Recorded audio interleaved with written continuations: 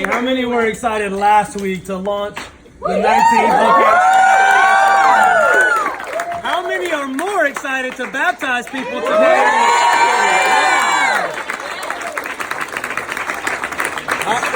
I loved last week. It was phenomenal. Hey, I want to give you guys some stats because I know you were here and I know you saw the energy. You felt the faith, but I just want to tell you some of the impact that you're making and some people that came from death to life. I want to tell you the salvation number first. Are you ready? Yeah. You sure? Yeah. All right. There were 41 adults who gave their lives to Jesus.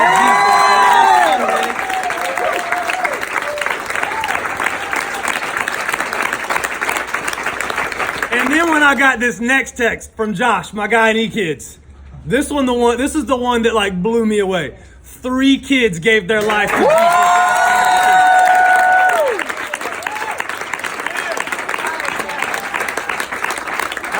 I just love we get to be a part of a church that ministers in a way that adults can find a relationship with God. At the same time, they can drop their kid off in E-Kids. And it's not babysitting, it's actually ministry, and they're speaking at their own level, and they can make a decision for Jesus. But hey, we've got something special that's happening right now, but I wanted to remind you of something real quick. I wanted to read something out of the Bible. Is that all right with you, Rod? That's all right with me. I just want to make sure I don't drop my phone. I'm nervous. I'm gonna do like this because here's what I think always happens at baptisms. That people come and they're like, I want to see what it's about. I think I know what it's about, but I don't really know and I have questions. And until you see someone else get baptized, it doesn't unlock it for you. Right. Now, we had one of our very own to say, hey, you know what? I want to go first. Yeah. I want to lead the way.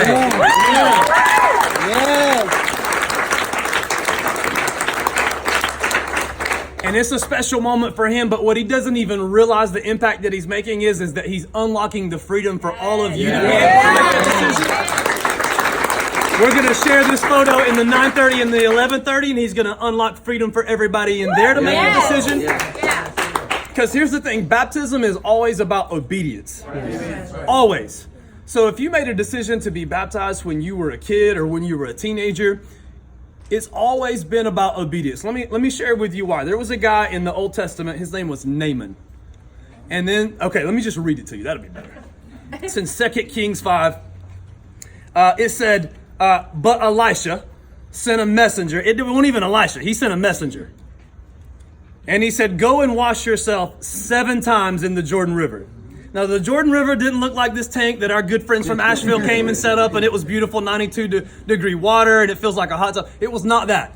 It was very much like Falls River, but dirtier times 10. And he said, then your skin will be restored, and you will be healed of your leprosy. But Naaman became angry and stalked away. I thought he would certainly come out to meet me. He said, I expected him to wave his hand over the leprosy and call on the name of Lord his God and heal me. Aren't the rivers of Damascus and the Pharpar better than any of the rivers in Israel? Why shouldn't I wash in them and be healed? So Naaman turned and went away in rage. But you know what he did?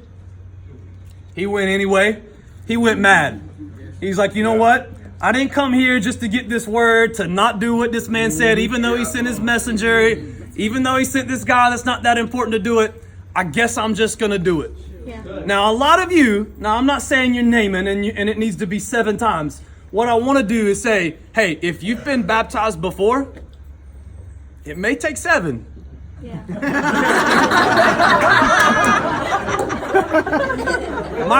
It did for Naaman, but it's never the amount of times or even the thought process of I need to be baptized. It's always about obedience. Whether it's your first time coming to God, baptism is an expression of faith saying that I'm a new creation made in the image of God and I'm going to walk out my faith and I need this community around me to do it. It's never been about just going underwater and getting a photo of a day where you got baptized.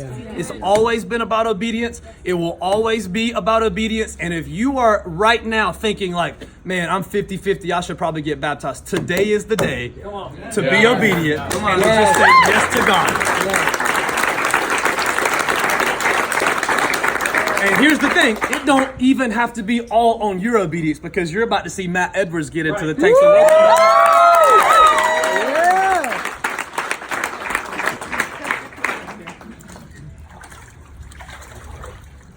face this way.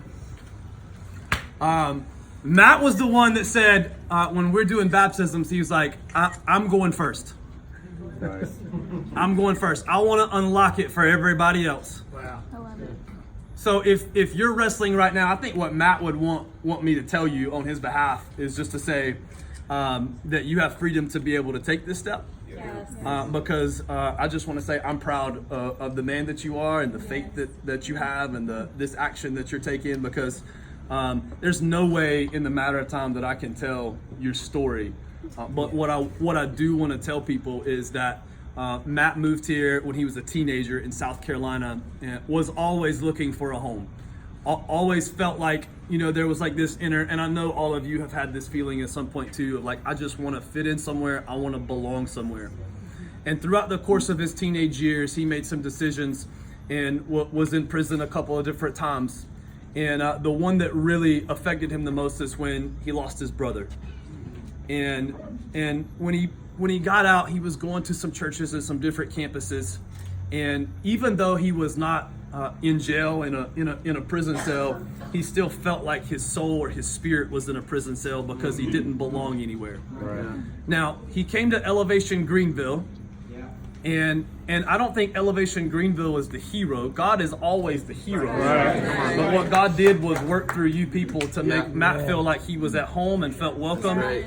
And now what I see in Matt is he unlocks so much faith for other people because he creates such a welcoming environment. Matt, I'll tell you this, and you didn't tell me this in your story, but I remember the first time I met you, you came up to me and you gave me a book and you were like, hey, I want you to have this book.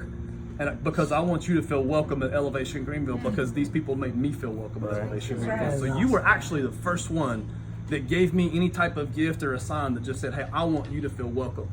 So what you felt like was a prison or a jail cell of your spirit and of your body, you're actually unlocking for so many other people by taking this step of faith. And today it's my honor to baptize you and share this moment with you. So you guys ready? Yeah. You ready? Do you have anything that you want to say? I think you covered it, but Matt? Proud of you, Matt. We love So you, proud of Matt.